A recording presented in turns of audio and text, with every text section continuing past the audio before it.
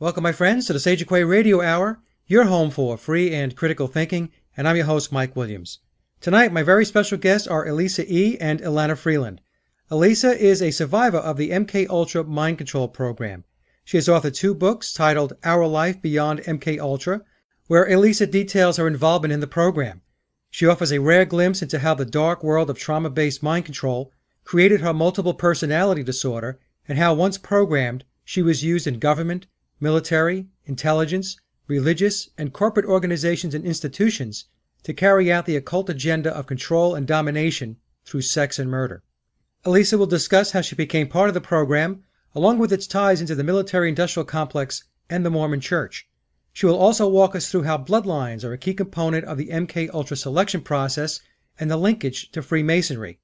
We then delve into Elisa's experience with cross-dimensional entities as part of the programming process and the advanced technologies already in play to mass control the human mind.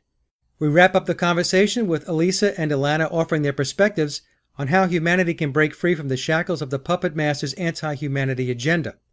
The pictures displayed during the slideshow for this interview are Elisa's personal collages depicting her inner struggles and thoughts as a survivor of government mind control.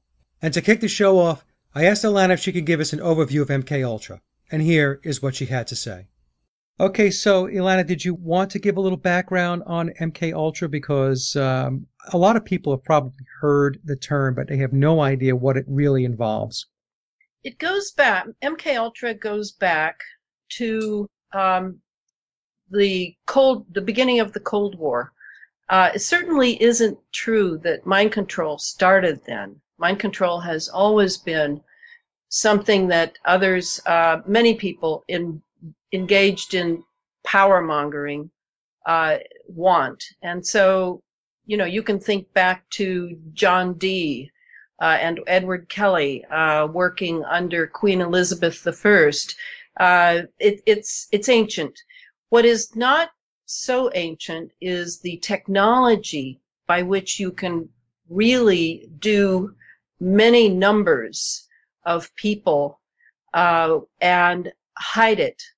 And that's what MKUltra really was about. In 1953, when Allen Dulles, who was at that time the new DCI of the new CIA, which had been the OSS, he signed off on it, and 149 subprojects were eventually all under the umbrella of MKUltra. It also goes by names of, at varying points, MK Search, and other names. It's simply many programs looking at a variety of ways to control people and get them to do your will by splitting their personality through pain induction, drugs, and hypnosis, so that when those personas would split off, they could be, and they're called alters, they could then be programmed for drug muling, beta sex kitten stuff, couriers, memory banks, and they found so much success in it that the lying they had to do to Congress in order to get it going simply was well worth it to them. And then it became a matter of seeing how they could use this to gain control over the American government, over the machinations of it, by using sex kittens with congressmen, senators, and House reps, heads of all the military-industrial complex, such as McDonnell Douglas, at that time, Boeing, etc. Heads of state. As long as you had the cameras rolling in some covert way, and you had these young children, for the most part. These were not beautiful babes from Hollywood. These were children. And you could film the congressman with the children, and then you would have him in your back pocket. So it became lucrative because these children were not cheap to spend time with. It became a tremendous way to bend and twist men into what you wanted them to be and to do your will. And that's really how it started. So, Elana, when we talk about children, are we talking about preteens, teens, young adults? What are we talking about age-wise? Do you want to respond to that? I would honestly say probably any age. There are pedophiles that are very interested in infants. There are pedophiles that like toddlers, adolescents. It seems to be a real pattern of prepubescence. And then, even beyond that, eventually you even get into, teenagers and in many cases adults. There was sex use for me from childhood straight through to the adult years. And again, when we're talking about split personalities, I have alternate personalities who are children, and I'm in my 50s. If those alters under full programming come out, I behave and speak like whatever age that alter was designed for. So you even got that someone may want an adult that trips into a childlike behavior. Very interesting. Can you give us some background, Elisa, on how you became involved in the program? Well, there's some of that still remains a bit of a question. I'm not in contact with my family and at this time. And I also didn't start what I refer to as deep deprogramming until after my father had died. He appears to be, from my memories, through my alter memories, that he was one of my first programmers, starting as early as pre-verbal. Some of the trauma started then, and sexual abuse. And I'm not really sure if my design came in the womb or if it came a few years after that with my father getting in trouble. My father was clearly a pedophile.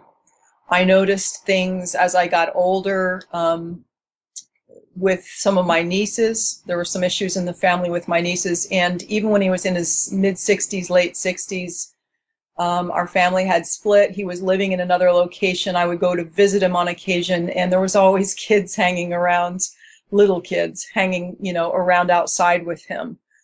There were signs that he was still, to some degree, active in that. So I'm not really sure. There's naval connections on both sides, maternal and paternal, but I'm also curious about my father's history with pedophilia and if he maybe was blackmailed into, having to offer me up. I'm not sure. Okay, because that was going to be my next question, whether there was a military or government tie with your parents. Yeah, Navy pretty significantly, actually. And ironically, on my mother's side, it seems a little stronger. My father was in the Navy, but he makes it sound like it was just, a couple tours of duty. And then, it was no big deal. He was just your basic enlisted man, but I'm not really sure that's the case. And then on my mother's side, I have an uncle who I know he wasn't, as far as I know, he was not an officer, but I know he was working on a rather secretive project on a base in Puerto Rico, and that he had to have clearance for the work he was doing. And in later years, he told me some interesting things that took place on that base. So, now, how old were you when you first became aware that you were tied into something? Maybe you didn't know it was a program, but you were aware of the fact that something is not right and I'm involved in it. Well, there were, I have memories. Well, let me kind of preface with this. There's kind of a frontline system that's designed to safeguard all the alters below, the deeper alters, to present to the world so that no one is suspicious of anything. And then the main personality that I'm speaking from resides in that front line. I now have several internal alters that have come forward over the years and participate with me in providing information and so forth. So that main front line would have what I called bleed through. I remember things in childhood, adolescence, teen years, and through my adult years, things that would show up. but I had no explanation for them. And other ways of something I would know, and I just knew it and knew it and knew it. It never went away. It just stayed with me, but I couldn't explain what it was. And then there were the physical signs. For example, at 20, waking up, one morning with a broken hand, and having my alters trying to tell me what happened the night before. And even things with my father, things that I knew were lies, things in my family that I knew were lies. But as a child, you ask and you're given an answer, and that's the end of it. A lot of missing time.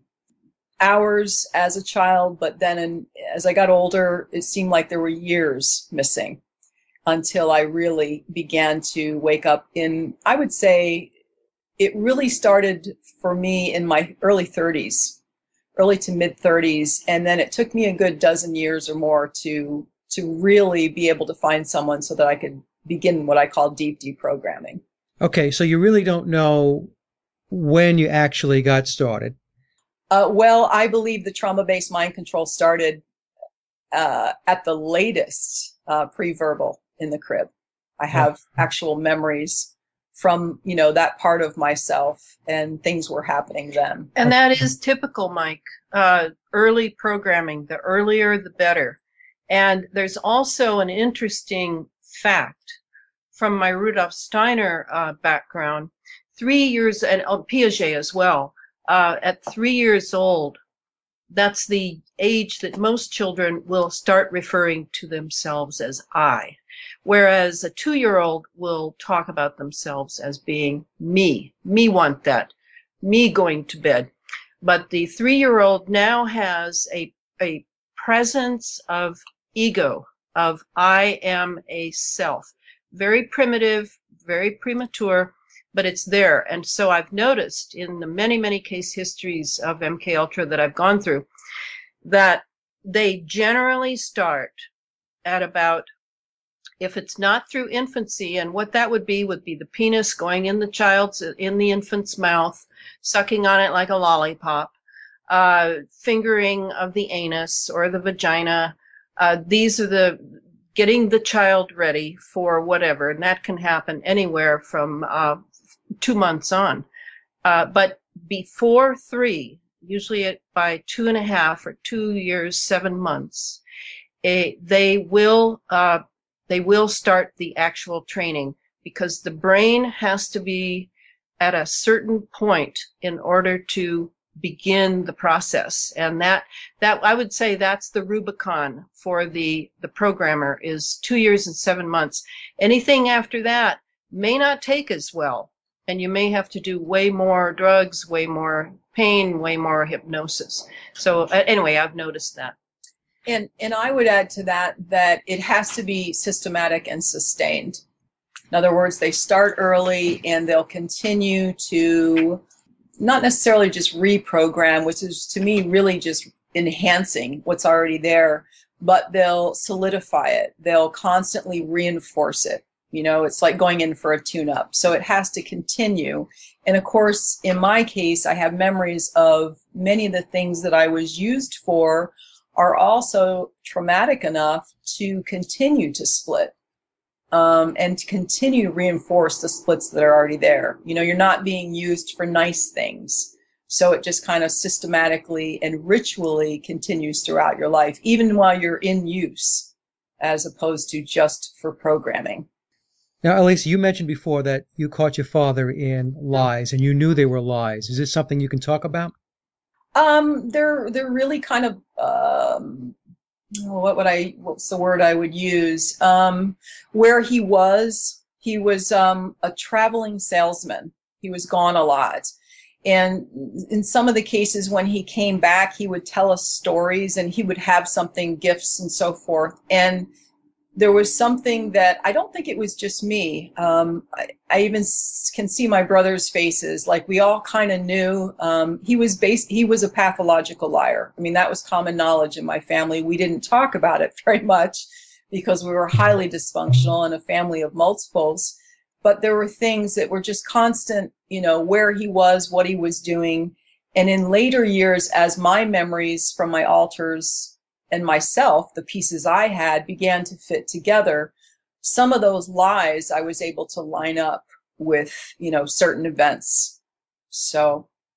Now, how many altars do you have? Do you know? I don't. I have a combination of what I call full personalities, which are alter personalities that could function in the world. Like if that alter, when you were under full programming, that alter came up and took the body over, that alter could function in the world.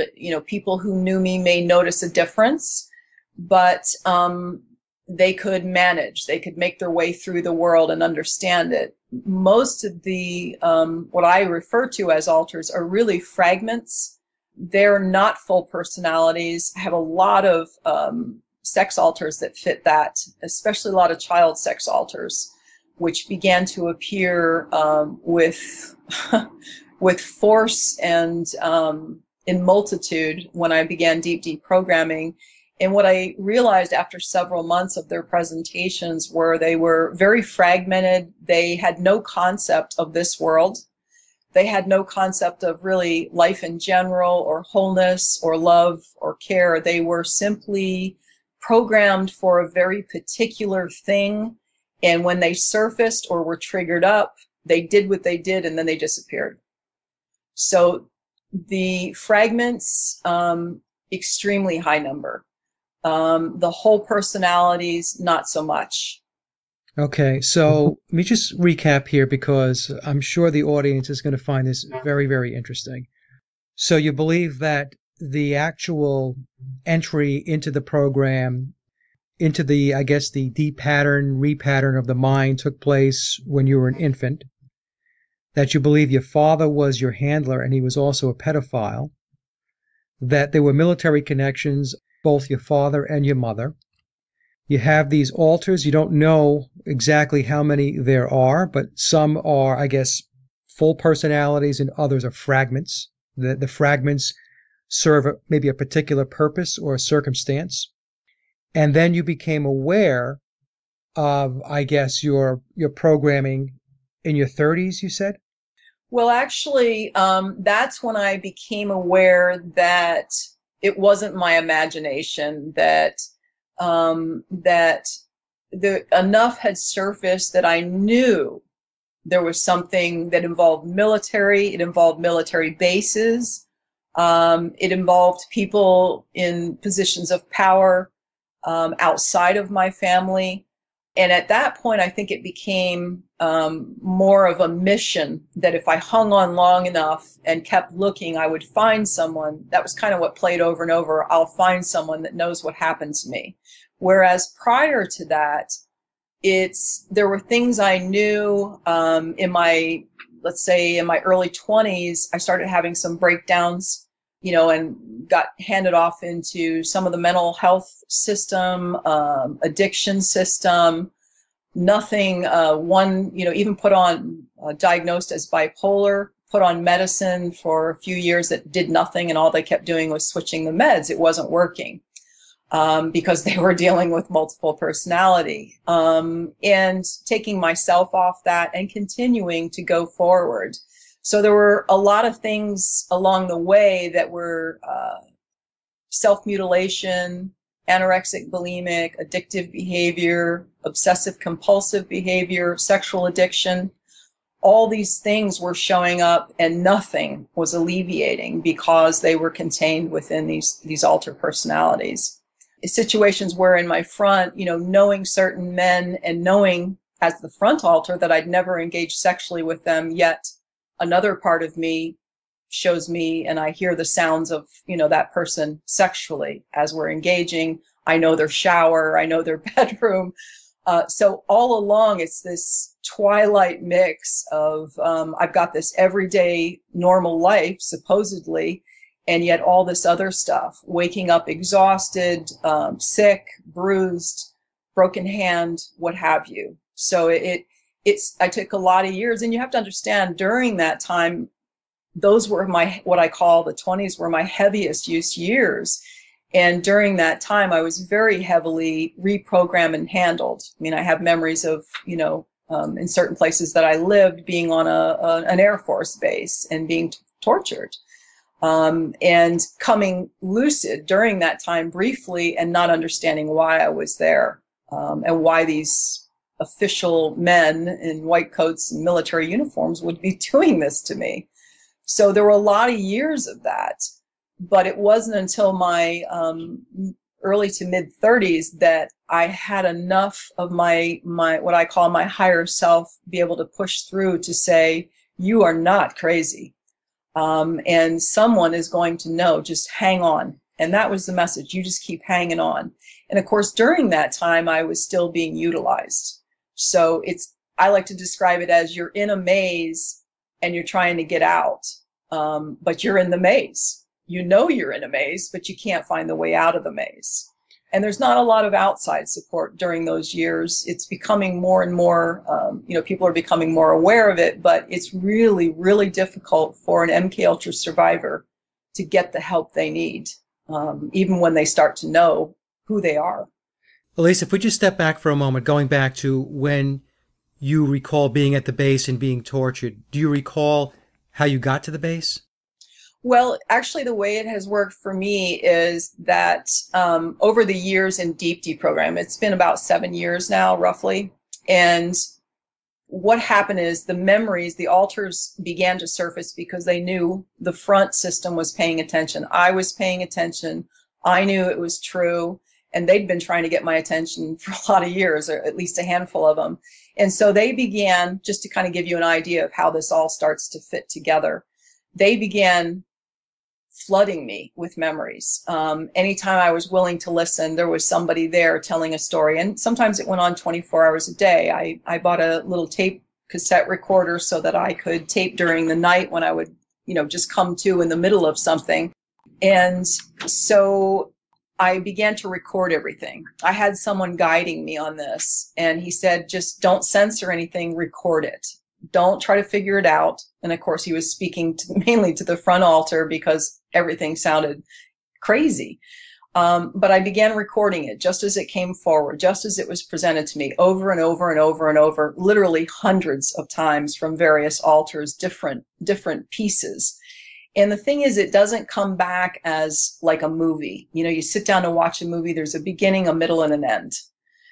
This comes back with the altar that is showing you their part of the memory. So let's say, for example, the night that I wound up at this base, I'm probably at some point in my normal everyday self. At some point, I'm switched into an altar, or someone comes and gets me and switches me into an altar to get me there. Then the programming begins. So there's going to be several parts of me present during that event. And when they began to, my altars began to present these to me, oftentimes their piece was a small piece in the middle of the event. So they didn't have the piece of how I got there. Or, another part of me would say, bam, it was like waking up, except I knew that I wasn't waking up. I was becoming conscious, in a moment. And here I am on a table. My body's going rigid. I don't even know what's happening. I can tell I'm drugged. I can't see, but I can count the men in the room. There's a door. There's, all of a sudden, after my body goes rigid, I feel a warm sensation between my legs, and I realize I've urinated on myself. Why would I urinate on myself? And this is how it starts to come back. And then, I determined that I was getting shocked at this point. And my body went rigid and I black out again. The next part of that night is I'm now more lucid, and I come to and I'm paralyzed. I'm assuming through drugs, but I don't know. And I'm on the floor of what looks like a huge airplane hangar, very brightly lit, filled with people and busyness. And there's two people standing behind me, and there's a man standing in front of me. They've kind of lowered me. I'm naked, and they've lowered me to the floor while they discuss what they're going to do next. And so then that piece is added to the previous piece, and I know where I am. That altar tells me where I am. So years can go by, and another piece comes up where I figure out what night it was. and how I wound up over there and who I was with. I even remember coming home and then I wake up with the broken hand, that kind of thing. So it gets pieced together if I record without censoring things that didn't make sense when they were presented. It may take 6 months, 8 months, 2 years, and all of a sudden several pieces fit together and the story is there. And do people, I just want to bring in, Mike, do people who are listening understand that programming is really about the subconscious? It's the subconscious mind. It's not the neocortex mind. That's what the drugs are for, is put that neocortex to sleep so they can get into that, what's actually called the reptilian brain. They can get into those temporal lobes. And that's where the brain research comes in, and the Human Genome Project and all these things that people feel so wonderful about. They don't understand that all this brain research started on little kids during the MKUltra that followed bringing in Operation Paperclip Nazi scientists to this country and giving them carte blanche to continue the experiments they began in the camps in Eastern Europe. So, let's put it all together, folks. Let's understand where this has come from. It's come from, well, I say that Elisa is generation 3 of MKUltra. And each generation, and it's still going on now, but now it's primarily electromagnetic. It's electronic. So that's an important thing. And Elisa, I wanted to say to you, at some point you're going to need to bridge into why the Mormon Church was involved in this. Because so far we've got the military piece, but there's another very important piece, because many churches, not just the Mormons, are being used as covers, as foils for this technology in cahoots with the military industrial intelligence complex. And I would add to that, intelligence corporate complex. To me, it's very corporate now. I feel that the world is run by corporations, and that intelligence and corporations have fused. And even military, ex-military, ex-intelligence, they always wind up in a lot of the large corporations, and particularly defense contractors. So, but the religion and what she's talking about, I have direct memory at roughly 19, I can tell by the sundress that I'm wearing, of being introduced to the then younger, now current prophet, Thomas Monson, and a couple, almost 200 people, somewhere between 150 to 200 in this room. And they were told to me in this altar that they were called presidents. And I thought I was in this altar going for a job interview, which I was. But it wasn't the job interview, that this altar understood. And she was very confused by having that many presidents in a company. And it would be an ex-Mormon friend of mine who told me that my estimate, after he heard the story, was roughly the estimate of stake presidents. And there's a couple other kinds of presidents I don't remember. But that's what they call them, presidents. And I remember seeing him. I mean, I was, directly in contact with him. He was speaking to this group, and he presented me, literally pulled me up and out onto the floor, had me introduce myself by my first name. And there were a lot of reactions going on in me. I knew I was in a lot of danger, but I couldn't figure out, my altar couldn't figure out. She has a very limited understanding, as many of them do, and couldn't figure out why.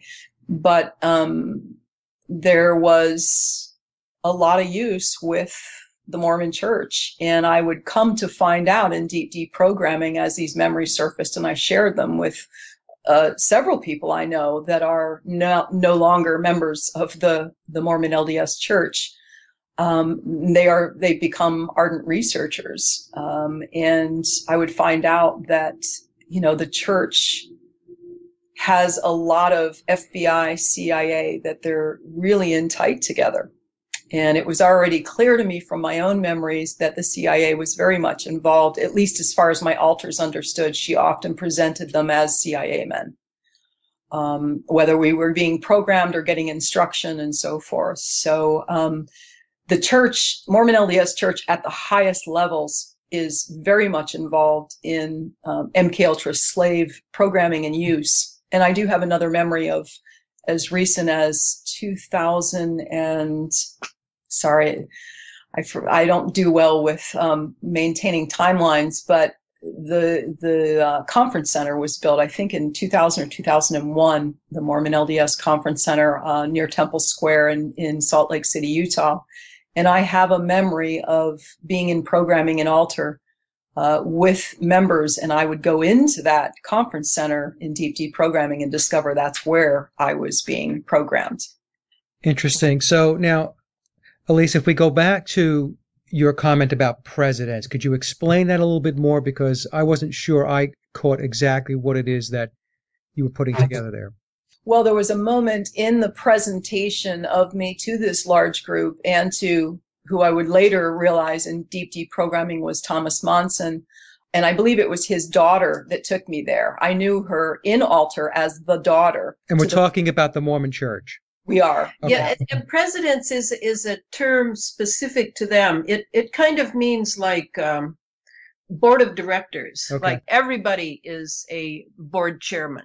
They have different, I don't know if you call them regions or districts. And then at the head of these is what's called a stake president. And then there's below the stake president are other president terms, like they break it down into, and I'm not really good at breaking down, the hierarchy of the Mormon Church. But with this episode, it was really poignant because at one point there was some paperwork in this presentation, and I looked at the daughter confused because I couldn't read the paperwork, and she looked at me and said, "Oh no, that's just for the presidents." And that's how I found out in altar. And my altar in her mind at that moment looked around the room and thought, my goodness, she's very childlike. My goodness, there's an awful lot of presidents in this company. So it wouldn't be until years later when I began to wake up and shared this story with people who know the Mormon LDS Church very well that they said that would be the rough estimate of the stake presidents being present. Very high up Mormons. I was being presented for future use. Very, very interesting. Let me ask you this question, Elisa. Before you had mentioned your altars, are you aware of triggers like words, events, people, which allow the altars to emerge? How does that take place? There's a variety of means and ways to do this. When the program is put in or when the altar is designed, that's when they put in the code words, or sometimes it's tones, as in sound. It can be touch, it can combined with words. In other words, someone puts their hand in a particular place on my body, we lock eyes, and they deliver the code words, and that will do it. So oftentimes it's several things. There can be symbols that affect me. There can be colors. I seem to have had a lot of color programming. And a variety of things, but it's usually not just one thing. In other words, if I see a certain color, it'll reinforce subconsciously for that altar. But to pull that altar up, you're going to have several things to get to that altar. They're not going to leave it so that anyone, or it would, spontaneously occur. They had to be given, the people that wound up having access had to be given whatever combination of codes. Okay, now how did you deprogram? What was the moment in time or the event that took place that was a cornerstone event maybe for you that said, hey, you know what? Something is really wrong here and I'm starting to get the picture. How did that come about? Well, my father died. And I noticed that in the course of my, I don't remember the years, but there was also a woman that showed up in my life when things were breaking down, meaning my memories, things were slipping through a little too inconveniently for my handlers and controllers and programmers. And they sent a woman in who helped to reprogram me. My father would die, and then within a year or two, she died. I was actually out of state, living elsewhere, and someone called me and told me. And I noticed a shift in my memory surfacing when my father passed. shortly thereafter. And then when this woman passed, I noticed just all of this stuff coming forward. And it wouldn't be, again, until in deep deprogramming, which actually started in my 40s, that I would be told that other survivors have reported the same thing, that oftentimes when one of the main programmers passes away, particularly if it starts in, when you're very young and it's a family member, when they pass away, it's as if for certain alters, it's now safe to start revealing things even more. They're still afraid until that person is gone. So I attribute what happened in my 30s to that. But as far as what I call deep deprogramming, which I consider I'll probably always be in to some degree, I don't see it as something that's over with. But that began at 46. And the reason it began, I took a huge risk. I won't go into the whole story, but I went somewhere that I knew was dangerous. My alters were frightened and told me that I was going to out them by going to this place. It was a public event, and I knew that I might be able to find someone there. I didn't really understand. I didn't know where to go. And I would meet a man who I would find out sometime later, was sent in as a handler to kind of scoop me up. And utilize me again, but he would introduce me to take me to two men in Salt Lake City that it turned out had done this with some other victims before, had met other victims and kind of given them support and guidance to start waking up. And I won't get into it's a very long and convoluted story of how I wound up there and why my programmers and controllers would allow this to happen. There was a reason. But what I would like to share and relate to your question is that when I sat down with these two men in one of the men's home, I asked them to just let me speak, to not tell me anything, to not try to figure it out, just let me basically purge up all this information. And we met for 2 days. And at the end of the 2 days, it was the pivotal moment. I remember sitting there and they looked at each other, and the one man leaned in and he said, "Not only do I believe you, I've dealt with other people like you." And it was as if a dam broke inside. I had never had anyone say that, and it still gets me a little choked up. It was just a profound moment to know that spending all that time, and particularly that period of about 12 to 15 years where I was sincerely looking for help and having that really strong voice in me, what I link to the highest part of me, to the highest part of creation that just said, keep going. Someone is going to know. So in that moment, it was truly pivotal. And I kid you not when I say a 24/7 download process began that moment. And it would be day and night for many, many months that my alters were just flooding memories into my system, because all of a sudden it was now safe enough to come forward. Now, Elisa, when the alters speak, how does that come to you? I'm assuming, obviously, that it's telepathic, mentally within your mind. Is the conversation or the dialogue, does it come in spurts? Is it fragmented? Is it elongated conversation? Can you explain to us how that takes place? It can be all of the above, and I think it really depends where a person is in their deprogramming process. I felt pretty much a victim to it, quite honestly, early on. It was like an assault. I had no control or management. That's the way it felt. It just felt like I was being assaulted by them, because a lot of their memories were horrific. And I had to, it's like experiencing it with them, but for me, it was for the first time. I had no memory of the event that they were sharing, and I basically was kind of reliving it with them. So in that period of time, and for the first several years, that's kind of the way it was. And then I began to just have this sense of I was going to take authority over this body and mind, and in a very gentle and loving way to start to interact with them. I mean, some of them were presenting stuff I didn't want to see, I didn't want to experience, I didn't want to know about, I didn't want to meet them. I have some very dark alters.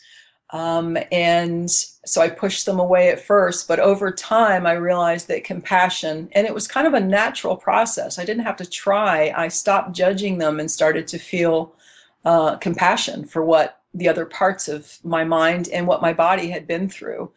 And when that began, it just became a more manageable and not such an assault on my system. And yes, it's internal mind. Early on, I lost time. Sometimes they would take over and I would be missing time. So it began to be a coexistence. That's when the real work began. And my recording everything that they shared was really, really important. And Mike, I wound up doing a series of about, I think it's 36 collages, which are on my blog site, by the way. And a friend of mine took beautiful photographs. They're in full color. And these were a compilation. In my second year, I asked the altars to participate in their production, that I would ask no questions, nothing, and just show up. And we started collecting magazines. I say we, and cutting out, things that I had no idea what they meant. And, about a year later, we were finished with a series of 36 collages that pretty much tell the story. Now, Elisa, what was your primary objective? In other words, they programmed you and only go into enough detail that you're comfortable with. So don't go anywhere that you are not comfortable talking about. But what were you required or asked to do? Well, it's the ultimate multitasking. That's what I say. First off, is that as far as I'm concerned, every what I call high-level slave, MKULTRA slave, and I say high-level meaning the people that would have access to them would, classify them as high-level. Maybe that's military intelligence, high-level religious organizations, or the hierarchy in their government, political, whatever. But anybody that's in high level is going to have several uses. There's not going to be like one thing they do. They're going to have a lot of things they can do. But mainly I call them predominant uses. And it appears from my memories, my main uses were sex and killing. And sometimes it was our altars who did that, who took the life. Sometimes I was part of a team. And apparently I was used as a honey trap to set somebody up or to get them in a certain location. And I have memories of, other individuals. I can't name them, who they are. I see faces and very lucid memories of working with them in certain locations. Some of the people I do know who they are. And I haven't really gotten into big time naming. There's a lot of faces that showed up in the collage work, but I know nothing's going to happen to them anyway, so why bother naming them? A lot of people have done that, and nothing actually happens. But So sex and killing, and this involved very high level people. well, yes, and I have a lot of faces that I remember. I can't tell you who these men are. I can tell you what they're wearing, I can tell you what they look like, but they're not people that were in the public eye necessarily. So I discovered over a period of several years of some of what I call the kill altars memories surfacing, that one of the predominant uses, not all of them, but one of the predominant uses in that regard seems to be to take out members of their network that were no longer, for whatever reason, deemed useful. And I think that's what a lot of these people were. And the reason I began to see that was many of them seemed to have the codes and the access. So they were being set up. I think in some cases they thought they were getting a sex slave, period, a pretty little 18-year-old blonde girl, and then it would turn into, at some point during the encounter, a kill program. Okay, so these folks that had their shelf life expire, were they politicians, military, corporate, all of the above? That would be my guess. Just I know them as members of the network, most of them, not all of them. Some of them, there were some innocents in there. There's no doubt about that. But I would say predominantly I knew them as members of the network. So I'm talking somewhere in the religious, military, intelligence, government corporate arena. Okay. And that's how you define the network. I do. Okay. Yeah, I think that pretty well covers entertainment. And entertainment.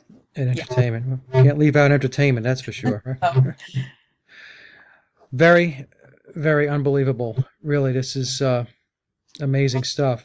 You know, Mike, that she wrote 2 books, right? Yes. In fact, I went to Amazon. I took a look at the books. Did you want to go into the bloodlines? Yes. I'm going to speak strictly from, experience, and then kind of what I've discovered through some research and other people's input in deep deprogramming. But there seem to be very strong bloodlines, old families that are involved, and you might even do better with this, Elana, that are involved with certain religious organizations, military and intelligence, government. And what I remember, the feeling I had in the episode of being presented to the Mormon Church was that I was being presented as a bloodline member. And I can't honestly say that I fully understand that. I know that in subsequent research and certain memories that came forward, and then subsequent research, it appears that there is a propensity in these family lines, as if, I believe, this is my opinion, that the ongoing multi-generational trauma is literally passed on. I don't know if it's DNA or if you'd say through the genes, but in the cells of the body, and that someone is actually born into a predisposition. And the trauma-based mind control is again activated and perpetrated, and that it just keeps being passed through the family lines. And that behind that, for me, is very much a very malevolent, cross-dimensional energy beings that are facilitating that to be passed down the family line. Okay, so let me just break this down step by step, and we'll get into the cross-dimensional aspect of it. So when we talk about bloodlines, because a lot of people look at bloodlines and they think of the Illuminati family and bloodlines, what you're saying is your bloodline is tied into this network. So in other words, somebody who has this bloodline is essentially, I'm probably not going to use the right words here, fair game as far as being in a mind control program and being available to be an MKUltra slave and to do the types of things that you were talking about before. Did I get that right? Yeah, that's very accurate. And I would add to that not necessarily, I think that the MKUltra victims that are going to be, taken right from the get-go, and I'm talking probably in the womb that may be an even more specialized group. In other words, for example, let's just take my family. I believe from my experience with them and what I know about them, that all the members of my immediate family that I was born into are subject to the entity that I would call that cross-dimensional energy in a malevolent way. It became a part of the entire family dynamic. You couldn't have someone like me being used and abused in the way I was without the entire family being involved. I mean, somebody would say, wait a minute, what's going on, right? What's wrong with her? So the entire family has to be part of the process. And to me, whether they were taken to facilities or not, I can't answer that for them. I don't have memories. I do suspect my brothers were, because of some of the things they drew, pictures they drew and so forth as children. My one brother drew an underground facility with soldiers all around. So I suspect that my brothers may have been involved to some extent as far as being taken to a facility, but the entities, the cross-dimensional beings, there's a resonance in the bloodline that allows it, I believe, makes it pretty much subject as soon as you're born into the body. So they can move into the family and have a profound effect on the family without, for example, the CIA having to step in and cart you off to a facility. I think that's a more specialized version of it. So yeah, I hope that kind of answers your question. And there is another aspect to this I'll bring in. It's definitely simpler. Regarding bloodline, when I edited the book for Adam Parfrey, done by James Shelby Downard, the book called Carnivals of Life and Death. This is the autobiography of a guy that really did more to put researchers like myself, put our attention on what we like to call twilight language, which is used profusely by the mainstream media to program all of us in some way. Downard, Shelby did this in his autobiography. He paints a picture of Freemasonry at the beginning of the 20th century that is nothing short of astonishing. I mean, I already knew that Freemasons were into word magic, number magic, certainly that they had tremendous influence in west of the Mississippi. I actually did a paper for the Evergreen State College here on how Freemasons founded almost every town west of the Mississippi, including the one I live in. So what astonished me, though, is that Shelby paints this amazing picture of how Freemasons actually owned whole family lines, owned the mother, the father, the children that came from it, because of some agreement in the bloodline with the grandparents or the great-grandparents who had been Freemasons. And this would include the Elks, the Eagles, the Moose Lodge, all of them. They are all Freemason, and so is the Mormon Church. All right, so bloodline in that way is you are one of this bloodline. Namely, we own your bloodline. We own your children, and we will own your children's children, and they will go after them. We always hear about the mafia in the early part of the 20th century. We never hear about this mafia, the Freemason mafia, that owned entire family lines. How did they own them, Elana? Can you go into more detail? In other words, somebody might be listening and asking, well, how do you own a family? How does that work?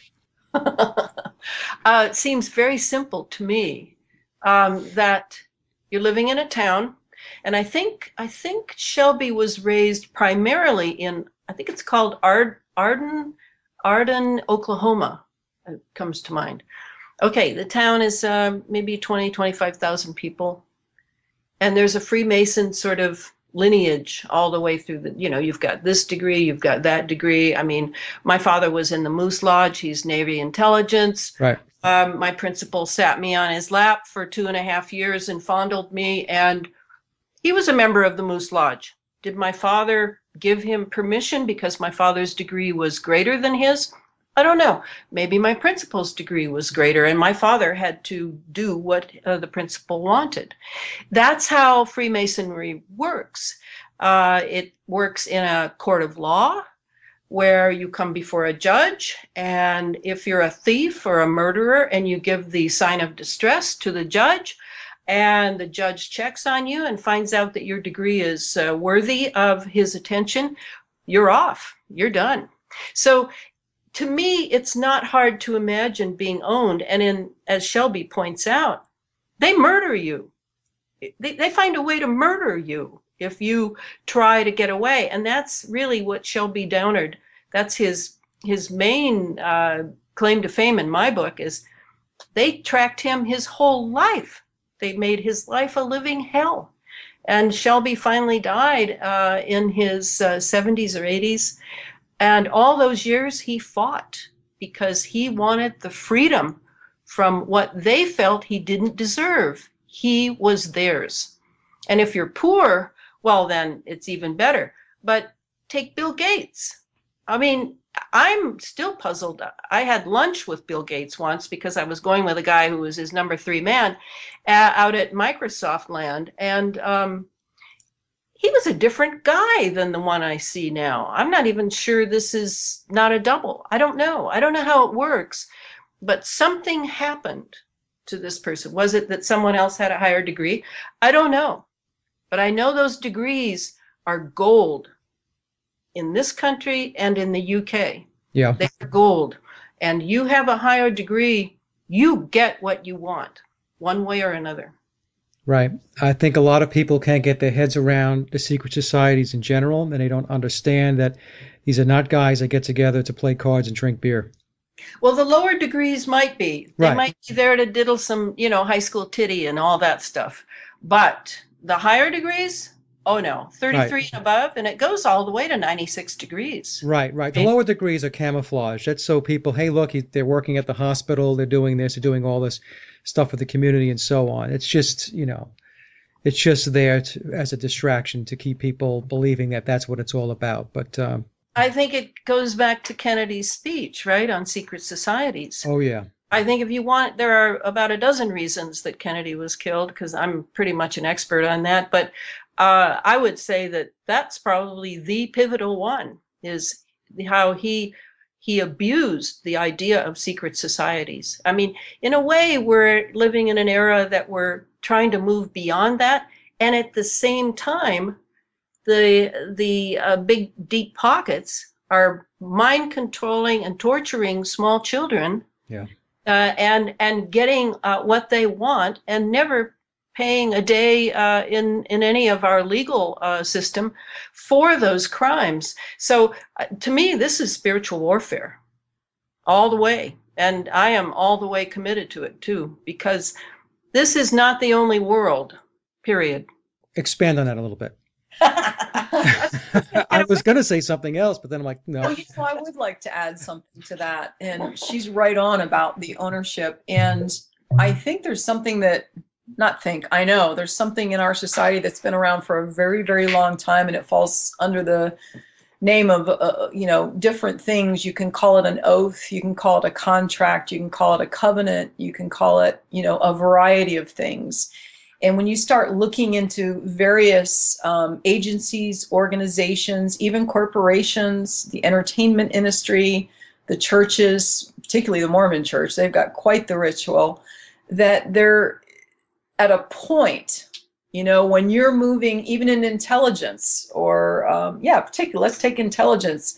When you move to a certain point, you have to say certain words. You have to sign certain things. But a lot of times it's vocal, it's verbal. And you have to deeply pledge to the secrecy. And I honestly I know this, and you can break these covenants and oaths and pledges, but these carry weight. They carry weight with whatever this cross-dimensional energy being is. It carries weight. It signs you in, and if you don't revoke it, that's it. It's it from now till whenever.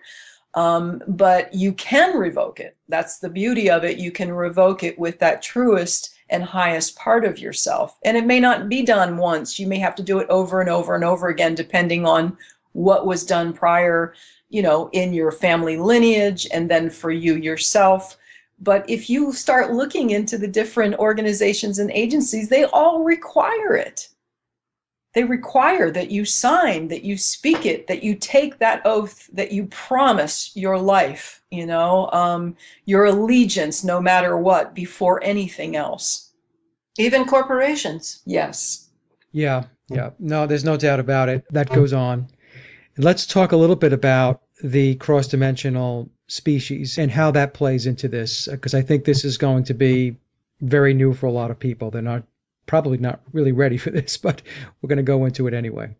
I have had a lifelong interaction with a variety of beings that were directly involved in the programming process, the handling of certain altars, the reinforcement of programming. I've had very conscious, as in my daily consciousness, now talking to you in this same consciousness interaction with them in my years of deep deprogramming.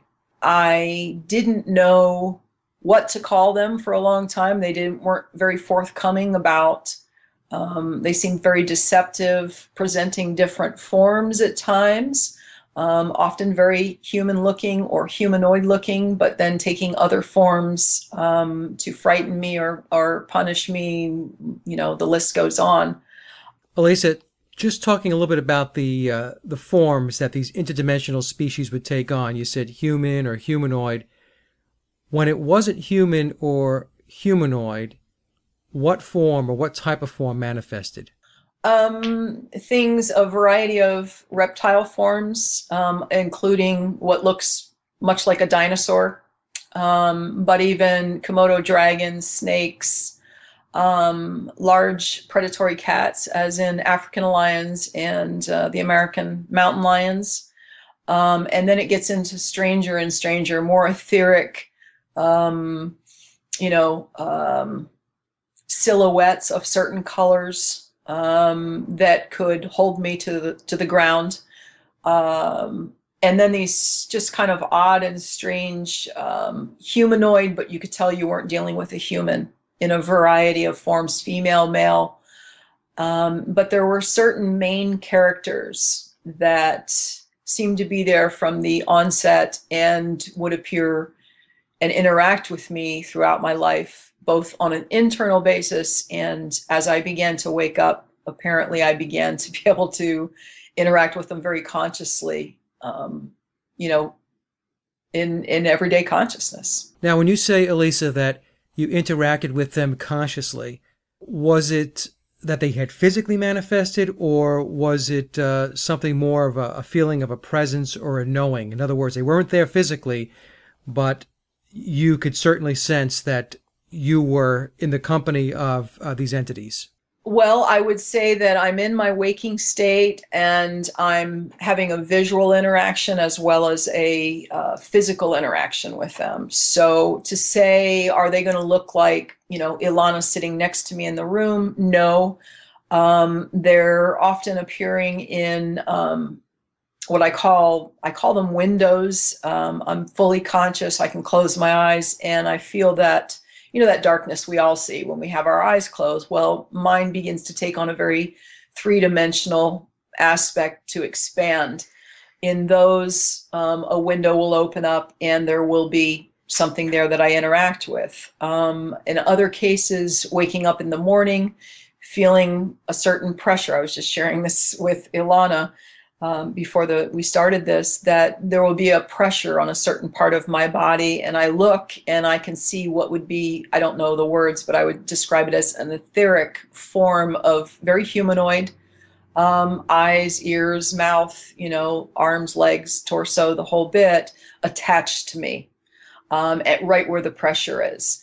And then I do what I do, which is, it's hard to explain. I don't know, maybe it's not, but I call it calling in that truest, strongest, benevolent part, just kind of getting right with it. And I, without fear, no fear, just make it go away. This is not acceptable, and it's gone. And it either dissolves or kind of whisks off into the distance, and the pressure is relieved.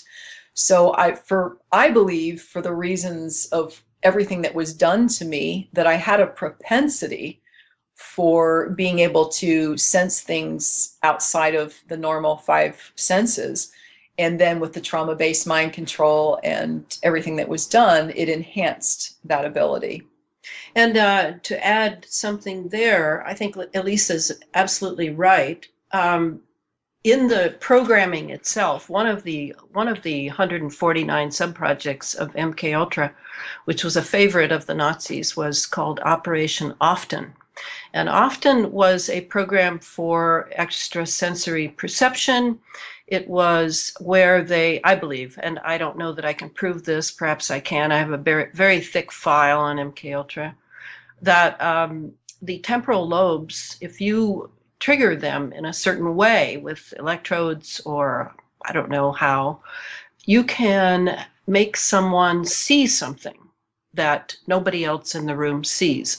Now, most of us, especially, my 60s generation with all the drug experimentation that went on, like to call it hallucination. Well, what if it's not a hallucination? What if you are now able to see what if, now that I've been writing about chemtrails and everything, I'm highly aware of how narrow our electromagnetic spectrum is. I mean, we are the tiniest of the entire spectrum in able to see what is going on electromagnetically around us, all the way from radio waves to gamma waves. So what if you stimulate that temporal lobe, and now, boom, you're seeing a being standing next to you? Well, you can see, can't you, Mike, why this would be denied and shoved out and called schizophrenia or whatever, because to think that we're living in a world with lots of beings that we can't see is not a comforting thought for a lot of people. Right.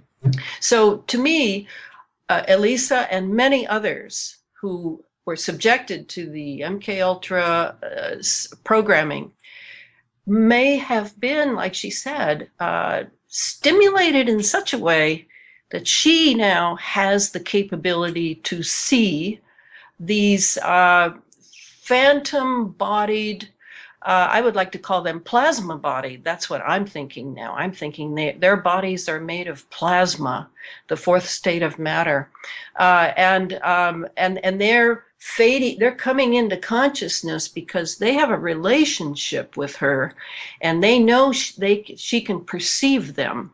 And I have no trouble with this. That this is true. The problem is taking authority, human authority over these beings, and not allowing them, as programmers would seem to want, to have the upper hand, not to allow that, and to take authority through the higher self, through that divine nature of ours, over these realms that are now, I think, in this electromagnetic age, the threshold, as Rudolf Steiner said, the threshold is thinning.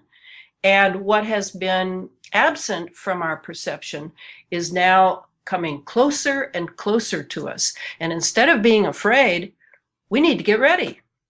And we learn from people like Elisa, who have had the courage to unlock the programming and move through it in a human conscious way. Well said, Elana, and I agree with you wholeheartedly. That's the direction we have to take going forward. We have to shed the fear, and we have to move forward in a very bold, very spiritual, and very divine way. And also, there's no doubt in my mind also that there are unseen forces or unseen worlds that are outside the bandwidth of visible light. And that parameter of visible light is what defines our existence, or at least our current existence here on Earth. And I also agree that those barriers are breaking down. So this is a very, very interesting conversation. And so I'd like to continue the thread by asking you, Elisa, when you were communicating and interacting with these beings, what was that communication and interaction like? Most of the time with them, it was more of like a telepathic. It was very spoken, but internal mind. And that's the way we communicated back and forth. Occasionally it would be, rather than words, it was a concept. I understood. They understood. We communicated, again, silently, but it was concepts being relayed back and forth. And I have a very, very profound and photographic lucid memory of one of those when I was a teenager in the home that I was raised and very heavily programmed in, and being in my bedroom at night. And I, again, I'm standing in my room. I know it's dark. My bedroom door is closed behind me and my eyes are closed, but I know there's someone in front of me. And I ask with my mind if I can look, and I'm given the okay. It's the concept of yes, but it's not the word yes. And I open my eyes, and it's what I call one of my main programmers, handlers. It's a cross-dimensional being, very humanoid, but clearly not human. And I would call him over the years later, I would begin to call him Cain. And I use that name because I think this being has been represented by many names over many, many, many eons probably. But he looked, you know, the typical, not typical, not at all typical, but he was, like I said, humanoid, but clearly not human. And when I opened my eyes, I was frightened and I was in love. I felt a flurry of emotions. I wanted to grab him. I wanted to run away screaming. Everything came through me, and I was given a short period of time to take him in visually. And then it would go blank, as if the permission was taken away at a certain point, and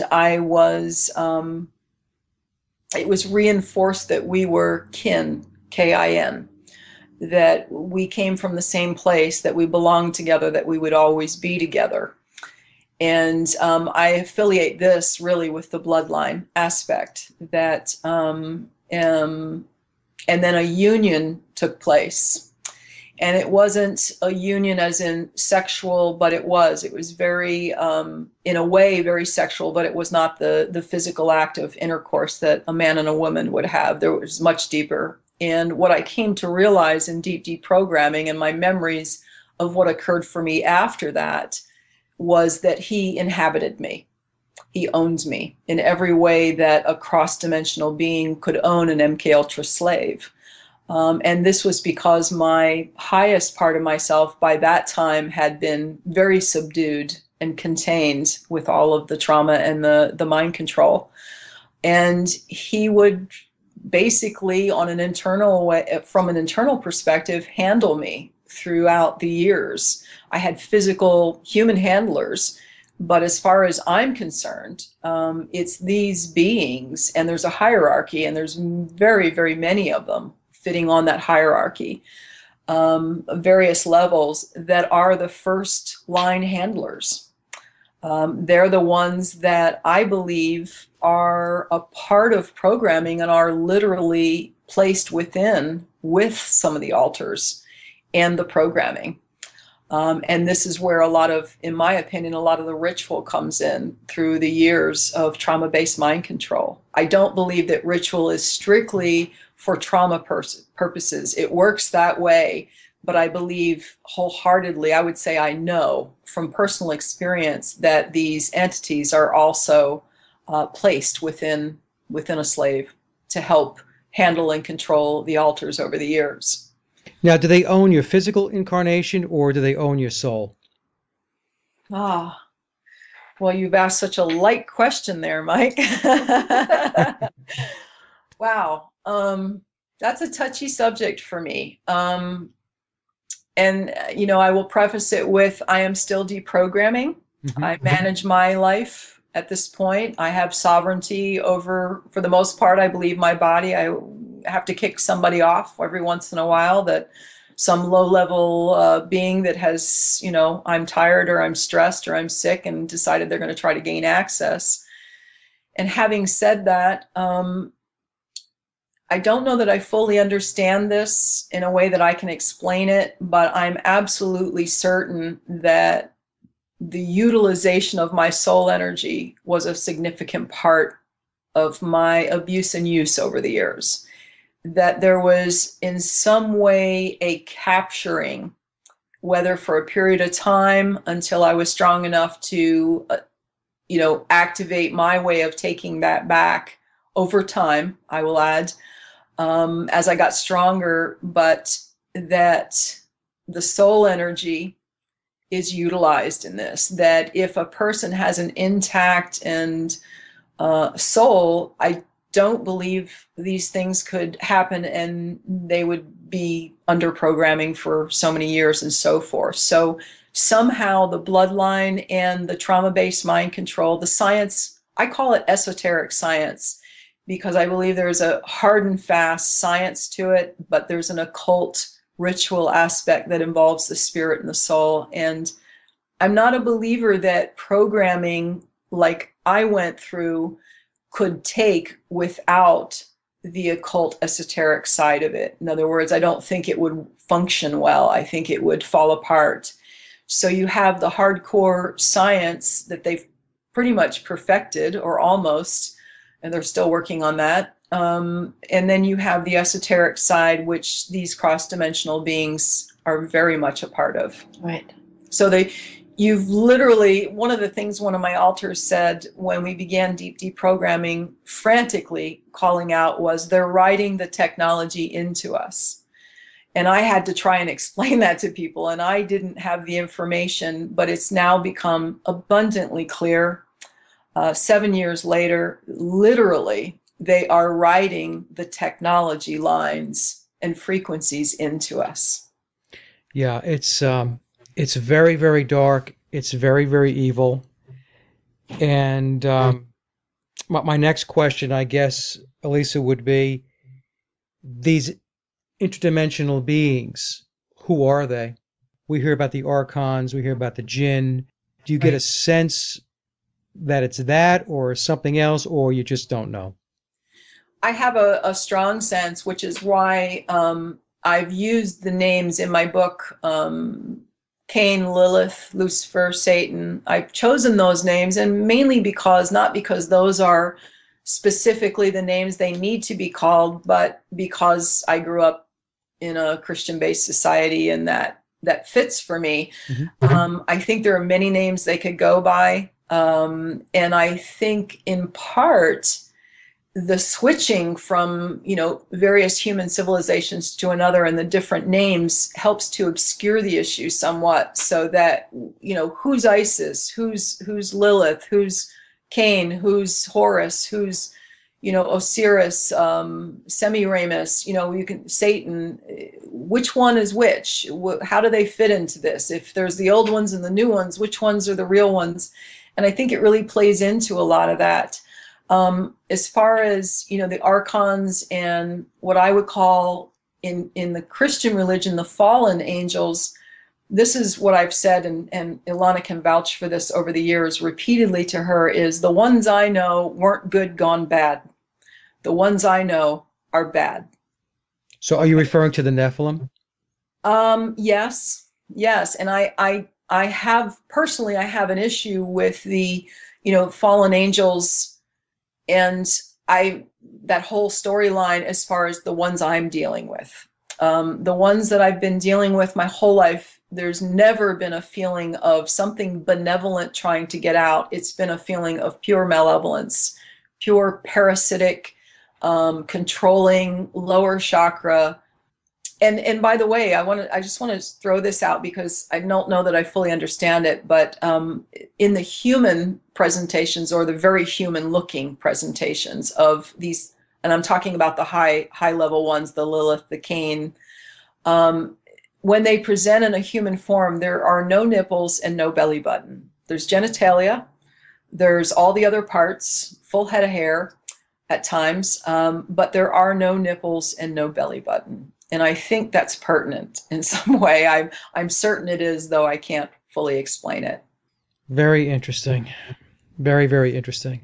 It's just mind-boggling to me, and I'm really at a loss for words at certain points, because I'm listening to this, and you have to take a step back, and you have to think to yourself about the level of evilness that is taking place here. If we just go back to the beginning of our conversation, you were an infant, and you were brought into this process, this program, whatever we want to call it, and your entire existence was broken down and deprogrammed and reprogrammed, right? You were programmed to be something other than who you should have been as a human being when you came into the world.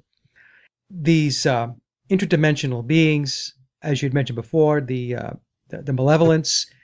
This is just amazing stuff. So when people talk about evil, I don't really think they fully comprehend how evil is. Right, and I want to come in on that because, of course, Rudolf Steiner has done a great deal for my life. I'm the granddaughter of a Romanian gypsy, and I've known there were spiritual worlds from day one because she raised me while my mother worked, and she was an extraordinary atavistic clairvoyant. So for me, when you say evil, or evil exists. And what does that mean? Well, there's some evil, certain levels of evil that just make us get up off our duff and stand up as moral beings. Certainly that's true. There are many things in the world that are bad and wrong, and we are given the option to develop as human beings. But there are also beings in the universe that really hate the freedom that human beings have. And we do. We have, not that we're all free, we're not, but we have the option to develop free will. And free will is so valuable. And, Rudolf Steiner says that humanity is the religion of the gods. And what he means by that is that even the angels, even the good angels, if there are good angels, they envy us because we have to struggle with our will. We have to struggle to moralize our will. And there are many beings that just want to dip into us like we're food. They want our energy, and they can glom onto us just like any parasite can. I see this as a level of evil, yes. And certainly on the level that Elisa is talking about with Cain and Lilith. I mean, I can't even speak to that. But I definitely sense that with the coming of radar, when we started seeing all the UFOs, some of which were interdimensional, not all of them. I think some of them we definitely took with the paperclip Nazis who came in, and they had been working on them. And I'm going to write about that in the next book on the space fence. I think that this radar and the writing the tech in to us, our cell phones, our amazing amount of radiation we're living with now. This is why things are moving at a lightning pace now, where I can only, as an act of faith, say to myself, we can do this. We can do this because things are getting way, way beyond radar in 1940. So now we are going to have to really look at ourselves and say, before transhumanism comes in, before singularity begins to bring all the cyborgs and the clones, what is a human being? Is it just someone with 2 arms and 2 legs who walks upright and has a neocortex? No, I don't think so. And I am a great fan of the future of humanity. And I certainly am not feeling defeated in the least yet. Mm-hmm. Not in the least. But I am rallying to the challenge because I'm not going to say, like many New Agers would, oh, everything turns out for the best. I don't think that's true. I think that is a Luciferic lie. And I will simply keep strong and continue to do what I'm doing, even though I can't change it tomorrow, even though I can't offer everybody a blue pill or a red pill or whatever and say it's all okay. This is real adult work here that we have. And I appreciate you too, Mike, because you are a worker. I can tell. Well, I feel the same way as you do, Elana, that, we are in a fight. We are in a battle. We have to step up the game, and we have to continue to do the right things. We have to continue to put the truth out there, and we have to continue to ensure that humanity does understand what humanity is. And we can win this, and we will win this. It's going to be a slog because it's not going to be an overnight thing. I tell people all the time, it's not the light switch is on, the light switch is off. It just doesn't work that way. But we have to keep going. And to be honest with you, and you tell me if you're seeing the same things, I am seeing cracks in their armor. And I'm going to talk about I'm talking about the evildoers.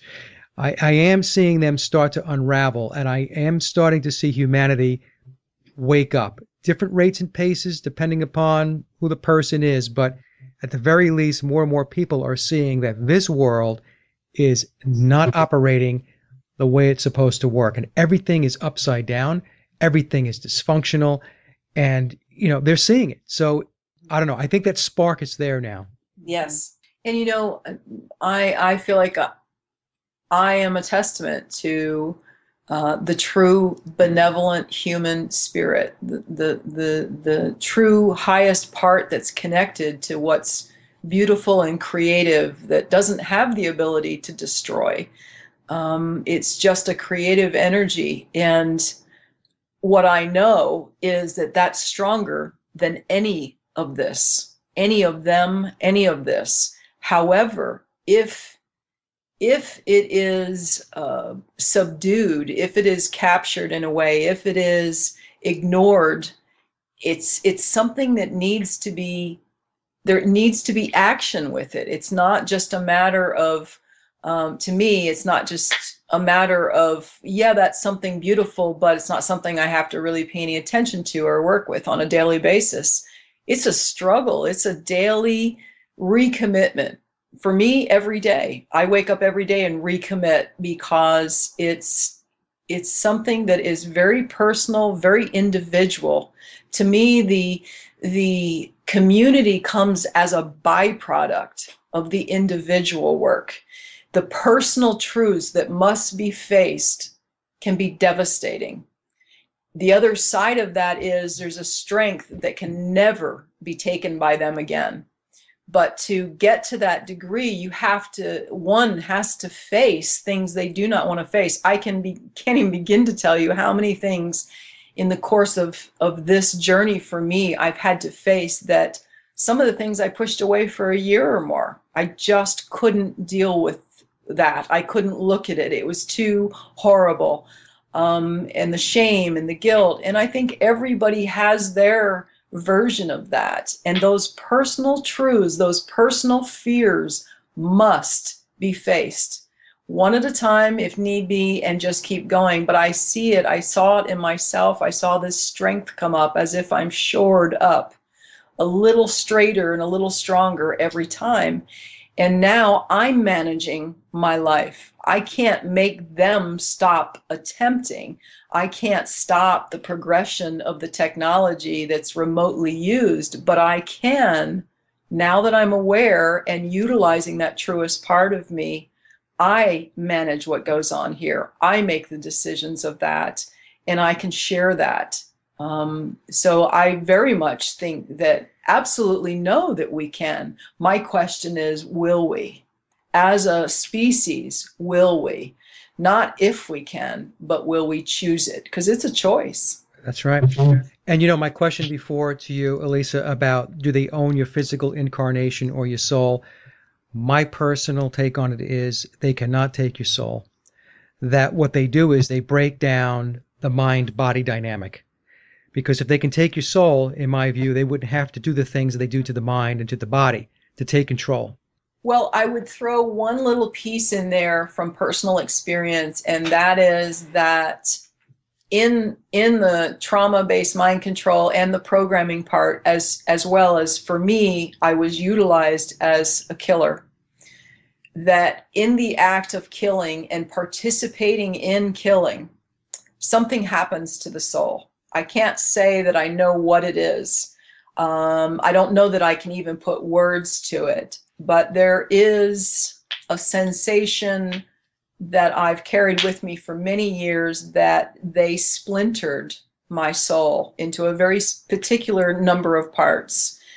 And I'm certain it has a lot to do with being in the room of lives being taken, nothing I could do about it, even being asked for help. And this was early on in programming years. And then ultimately being taken over in body and participating in the taking of life. And I assure you, there's nothing like that. I've had to relive some of that, what happens to the other person's energy, even the sensation of the entity in me absorbing that energy and me witnessing that as the life goes out of another. So there are aspects to this that I think are completely untapped in our understanding of the spirit, the soul, And when you move into the new technology, and I say for the last, when I say new, it's probably 50 years, it's been utilized as well as progressing. I think we're moving into things that would boggle the mind and what we think we know about the waves and, scalar waves and plasma bodies. And, we have more than our physical body. We have bodies outside our etheric body, our aura, our so on and so forth. And I know for a fact, personally, I can't prove it, but that they utilize this with the technology. For a fact, in deep deprogramming, I've had experiences that they're tapping me remotely. And there are things happening in another facility while my body lays in bed. And I'm not just talking about an astral projection. I'm talking about something that's newer, that's very sophisticated, and is very covert and not really being talked about openly. And then there's the going to the next generation of a genetically altered human, a so-called enhanced human of transhumanism. There are people on this planet, I'm not sure if they're fully human anymore, but they very much want a different species. They want to be as gods. And so the soul must be, I tend to think that many people are so vague about these things, so vague about soul, spirit, using them interchangeably with no sense of what they're talking about. We need to get a little more accurate so that our concepts are clear and we know what we're fighting for. We know what we're fighting to keep in the human being that has been thus far. As far as the human beings of tomorrow and what has happened to them, we just have to get a little sharper and realize that that's what moving into a space age means as well, is that humanity is going to be tampered with. There's no way around it. And, I would even add to that, Mike, as dark as it sounds, that's already happened in covert. That's already happened in the Black projects. They're trying, as far as I can see, over the last just handful of years, they're trying to indoctrinate the public for it already. Yeah. What they've already attained. And, I'm not going to go into detail, but I'm absolutely certain that I have encountered soulless beings that look like everybody else. I've encountered them from afar and in person. Not high numbers, but I'm absolutely convinced they're already walking the earth. Well, when you said you encountered these beings, soulless beings, Elisa, what are they like? I mean, do they lack empathy? They lack compassion? Are they robotic? They look like everybody else. They sound like everybody else. And, a friend of mine said, well, how do you teach me how to do that? And I sat with that for an entire day. I have no way of being able to do that. And I realized that I'm picking up something. It's an immediate sensation, kind of along the lines of just the sensitivities that what I'm dealing with looks and sounds like, but there's something missing. And it's profound what's missing. It's the human element that's missing. They look human, they're flesh and blood. And one in particular, I don't think this person has a clue what they are, and that what's really running them. So it's not as simple as, they're going to mess up their speech or they're going to look robotic. They're beyond that. They're into things that's really the way I can put it. It sounds science fiction and it's not. They're into things that have been actualized in the Black projects, and they're in the process of attempting to move that, which is an ongoing process. It'll go on for many years to move it into the public sector. And you can go this, to me, it feels vindication when I see these articles from science and tech and, on the web that are talking about what's coming in 20 years. Well, 20 years below ground was 40 years ago. Yeah. Yep. And they are conditioning the public and they're doing it in a very basic way. But everything that we're seeing today about transhumanism, talking about the singularity, talking about and the whole Bruce Jenner thing, transgender, right? Yes. That's Yeah. that's that's conditioning. That's shaping the minds and the thoughts of the people to start accepting that genders don't really exist anymore. Men and women, it doesn't really matter anymore. Right. And so trying to get people acclimated toward that direction. And I agree. I mean, I can only imagine where they are at with their technology and their science. It's just, it's mind-boggling. We don't even know. I mean, probably your wildest crack at what they might be doing is probably they're 1,000 times past that. It's just really unbelievable. It really is. And keep in mind, by crossing, and I think you're right on the mark with the conditioning with the transgender. And the reason is, if you remove the human element of creation, the sacred womb and feminine, and that idea that humanity gives birth to creation. If you remove that, you remove a piece of what our concept of humanity is. Yeah. You're prepping the field for, well, we can create that in a Right. lab. Like humanimals. What about Yes. humanimals? Yeah, they want us to be humanimals as well, not just those poor cows that have some aspect of a human body in them. Oh, it's disgusting. I'm telling you, the audience, you're listening to this, you have to start getting your head wrapped around what's really going on. And I know it sounds like science fiction, it sounds crazy, and it sounds like we're in bizarro world. I always tell people we are in bizarro world, but this stuff is rolling out. And if you just wake up, if you just open your eyes, you can see it. Like I was just talking about the transgender aspect of it. You can see it rolling out. You can see what they're doing. But so many folks are just, I mean, I don't know. I mean, we can't even get them to take a look and see a chemtrail, looking Well, at they're afraid. their shoes, looking at their feet, Yeah. Yeah. I mean, there are souls on the planet now that are at all different levels. Yeah. There are very young souls here. There are very old souls here. I mean, some of those old souls are good. Some of those old souls are really bad. I mean, it's a real mixed bag here. We are on a transition slope that is scary to many, many people. And I have compassion for them. Mm-hmm. Well, I Yeah. always say that I know my soul signed up to come here and to do the work that I'm doing, Yes. but I'm not coming back. Oh, you think so? Oh, Mike, you think so? This is my last tour of duty. I'm sorry. I don't think it's that simple, Mike. Sorry about that. Well, ladies, this has been really a great conversation. Seriously, there were moments, Elisa, when I was at a loss for words. I had a bunch of questions written down, and you would go someplace in your discussion, and I was like, I don't know what to follow up with. It's just because you have to sit there, and I had to kind of just process it, Yeah. and take it in what you were saying. I mean, program to kill. Um, you know. Mike, make sure that you pitch her book. Oh, absolutely. Too, okay. Yeah, that'd be great. And so she can make a little money. Oh yeah. Well, Elisa, tell us People- about your book. We have time. Tell us about the book. I wrote 2 books, and kind of try to give a cross section of the programming years and then the use years, and some of the techniques I've used to help with deep programming in the second book.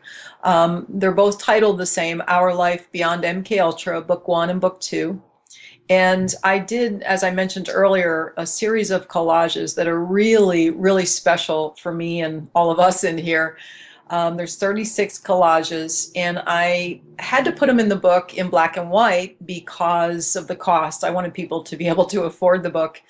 It's very inexpensive, by the way. And so what a friend of mine did, he's a photographer, and he took some really high resolution photos of the collages, and they're currently can be viewed. I think they're all up, all 36, at my blog site, which is www.ourlifebeyondmkultra.wordpress.com. And there's also several articles, and I have a resource section that has a lot of links, and a lot of links about current technology and science and so forth. So it's a good source, and a lot of the old MKUltra information, documentation, and so forth. Now, have you been hassled, Elisa, or has anybody come to you and say, hey, you need to be quiet? In their ways, particularly early on, a lot of threatening gestures, people showing up that I didn't know, and now I'd have to say most of it is entity at this point. It's they don't send any, as far as I can tell, they don't send anyone in anymore. There were several attempts to send in what I call benefactors to be potential handlers. And that all flopped, so they tried for a few years and then realized I just was too awake and not taking the bait, or had disconnected from everything. So now I just feel that I get the more of the entity interaction. This has been really a great conversation. Elisa, you can come back anytime. Thank you, Mike. I appreciate You can come that. back anytime to boggle my mind. I feel for you. It's an amazing story. Yeah. Well, I hope that some survivors and victims contact you through this. And, I don't know if you're up for contact in some way. I set up my blog site without contact. I just felt like that could invite a whole undesirables so I'm eventually. Let me know. Yeah, that's true. If there's something that looks, pretty interesting and somebody's really in need, you can contact Elana. She knows how to contact me. But I think I'm going to hold off from the public contact right now for a little while longer. Good work, Mike. Thanks so much. Thank you. All right, ladies, have a great night. Thank You you. too. And it was great talking to you. You as well. And that concludes my interview with Elisa and Elana, and I hope you enjoyed the discussion as much as I did. Links to Elisa's website and her books can be found in the show notes below. And as always, I'd like to thank everyone for listening and visiting the blog, Sage of Quay Radio. And you can get to the blog by typing in sageofquayradio.blogspot.com or simply head over to our hub website at sageofquay.com. Also, if you get a moment, please visit laboroflovemusic.com to listen to my album, Leaving Dystopia. And remember, live in truth and always serve creation. It's really that simple. See everyone next week. Be safe, enjoy, and God bless.